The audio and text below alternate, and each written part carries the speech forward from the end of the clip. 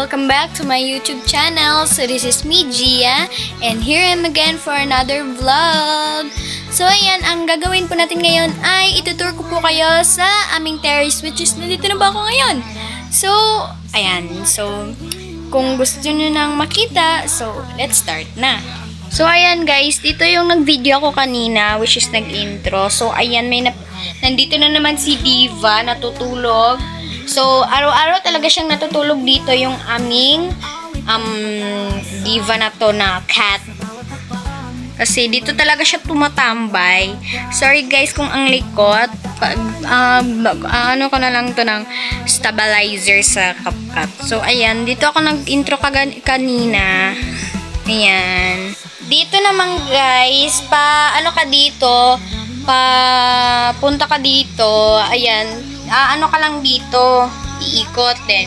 Punta ka na dito. So, ayan, dito ako madalas tumatambay pag nagva-vlog, pag naisip ko mag-vlog. Dito ako nai-inspire mag-vlog. Pag pumupunta ako dito, nai-inspire ko mag-vlog. Marami akong naiisip na content. So, ayan, dito ko rin nilalagay yung aking, tripod. Kung sakaling kailangan ko siya, dito ko lang talaga siya ilalagay. Kasi, pag sa baba, hindi na rin ako sanay bumababa kasi matamad ako eh. So, eto yun, sa last vlog natin, nung nag-headband tayo, yung naghahanap tayo ng headband, ito yung tinutukoy kong speaker guys. So, ito yung speaker namin. Matagal na rin ito sa amin, mga hindi ko alam, siguro 6 years, 7 years na itong speaker na to namin. So, etong TV na to, hindi na yan umaandar. Ano na kasi yan, abandoned, sira na. So, ipinidisplay na lang siya dyan. Parang display lang. So, ayan. Nandyan sa baba yung van namin. Then, eto naman yung may pa-frame dito. Ayan. So, ayan. Dito, sa dito yung kwarto ng papa ko. Pero private lang muna siya ngayon guys. Di ko muna siya ipapakita. Kasi yung father ko is natutulog. Ayan. Kitang-kita mo po talaga yung view dito pag nagva-vlog ka. Maganda din kasi mag-vlog dito kasi tapat na tapat ka sa light. Kasi naman doon sa baba walang masyadong light. So, ayan. Maganda din dito.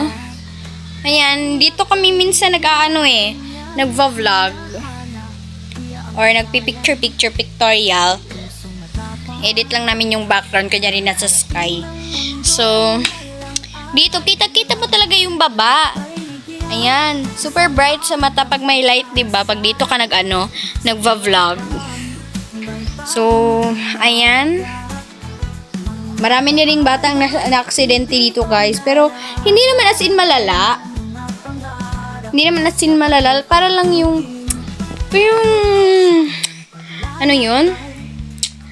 yung nadadapa sila. Ganun lang naman. Hindi naman yung as in nagdudugo. Hindi naman yung as in nahulog dyan. Pero yung mga classmates ko talaga, yung pumunta sila dito ng fiesta na sa amin, nalilito sila kasi yung terrace kasi ganun siya pa round yung yung hagdan. So pa round. So malilito ka talaga para kang yun? Sorry talaga guys sa Tagalog ko. Hindi talaga ako masyadong marunong eh. Char, para talaga siyang diba? Oh, ayan, ang ganda. Ayan. Diba, ang ganda. Kitang-kita mo lahat. Pag dito ka nag-vlog. Ayan. Ayan. So, dito rin madalas natutulog yan si Diva. Diva, diba? Dito ka sanay natutulog sa sofa. Pero ngayong nandito ako, dyan ka muna natutulog kasi nahihiya ka sa mga viewers. Mag-hi ka naman, Diva.